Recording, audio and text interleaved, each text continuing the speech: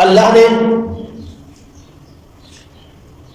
کائنات فانی کے اندر انسان کو بہت سی نعمتوں سے نوازا ہے، اور انسان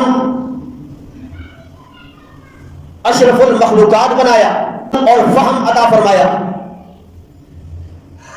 صحت اور تندرستی عطا فرمائی، رشتہ داروں کی اور بچوں کی محبت عطا فرمائی، اور بھی بہت سے انعامات سے نوازا گیا۔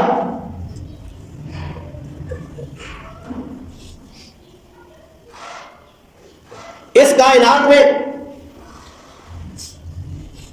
رب نے سب سے بہترین نعمت انسان کو عطا فرمائی، جس سے انسان باقی مخلوقات سے منفرد ہوتا ہے، وہ نعمت ہے عقل والی، فہم والی۔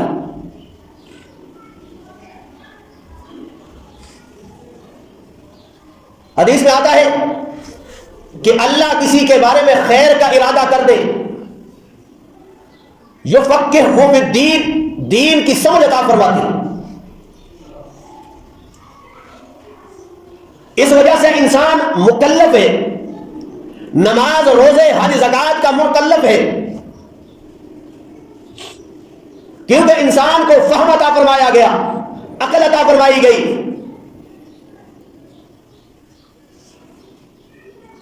اور پھر یہی عقل ماتحت ہے قلب کی، دل کی۔ اس لیے رب ذوالجلال نے محنت فرمائی ہے انبیاء کو بھیج کر، یا اپنی کتابیں نازل فرمائی تو محنت کی ہے انسان کے دل پر۔ الا ان فی الجسد مضغہ فاذا صلحت صلح الجسد کلہ واذا فسدت فسد الجسد کلہ الا وہی القلب۔ فرمایا سن لو، تمہارے جسم میں ایک گوشت کا لوٹڑا ہے، اگر وہ اصلاح پا جائے، صحیح ہو جائے، ٹھیک ہو جائے، رائے راست پہ آ جائے، سارا جسم صحیح کام کرنے لگ جاتا ہے۔ اگر اس گوشت کے لوٹڑے میں فساد آ گیا، نافرمانی آ گئی، گمراہی آ گئی، سارا جسم گمراہی پہ آ جاتا ہے۔ الا وہی القلب، سن لو وہ تمہارا دل ہے۔ تو شریعت نے محنت کی ہے تو انسان کے دل میں، دل ٹھیک ہو تو انسان کی عقل بھی صحیح کام کرتی ہے، باقی اعضاء بھی صحیح کام کرتے ہیں۔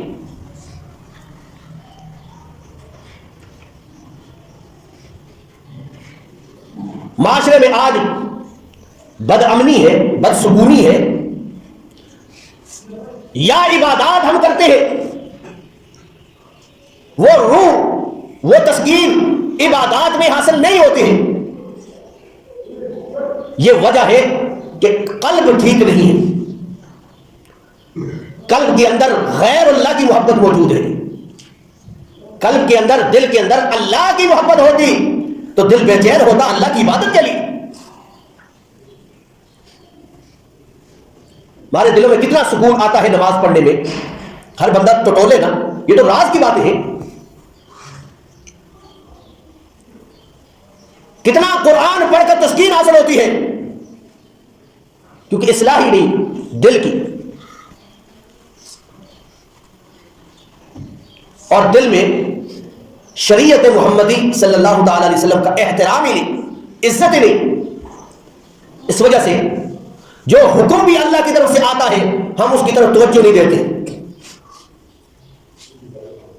دنیا کی حکومت کی طرف کوئی اعلان ہو جائے ہم بڑے کان لگا کر سنتے ہیں، غور کرتے ہیں۔